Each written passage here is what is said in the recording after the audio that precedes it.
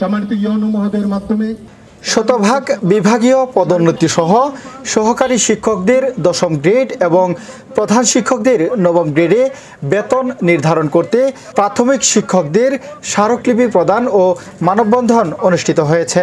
বুধবার বিকেলে শেরপুরের নালিতাবাড়ী উপজেলায় বৈষম্য নিরসনে প্রাথমিক শিক্ষক সংগঠনের সমন্বয় পরিষদের আয়োজনে উপজেলা পরিষদ চত্বরে মানববন্ধন শেষে স্মারকলিপি প্রদান করা হয়। বাংলাদেশ সরকারি প্রাথমিক বিদ্যালয় প্রধান শিক্ষক সমিতি নালিতাবাড়ী উপজেলা শাখার সাংগঠনিক সম্পাদক আবু জাফরের সঞ্চালনায় মানববন্ধনে বক্তব্য রাখেন বাংলাদেশ সরকারি প্রাথমিক বিদ্যালয় প্রধান শিক্ষক সমিতি নালিতাবাড়ী উপজেলা শাখার সভাপতি মোহাম্মদ হাফিজুর রহমান, বাংলাদেশ প্রাথমিক শিক্ষক কল্যাণ সমিতির সাধারণ সম্পাদক আব্দুল কুদ্দুস, বাংলাদেশ প্রাথমিক শিক্ষক সমিতি নালিতাবাড়ী উপজেলা শাখার সভাপতি আবুল কালাম আজাদ, বাংলাদেশ সরকারি প্রাথমিক বিদ্যালয় প্রধান শিক্ষক সমিতি বদরুল মুকুল নালিতাবাড়ী উপজেলা শাখা সভাপতি ফিরোজ আল মামুন, উপজেলা প্রাথমিক শিক্ষক সমিতির সভাপতি মাসুদ কবির, উপজেলা প্রাথমিক শিক্ষক পরিষদের সাধারণ সম্পাদক দেলোয়ার হোসেন, বাংলাদেশ প্রাথমিক বিদ্যালয় সহকারী শিক্ষক সমিতির সভাপতি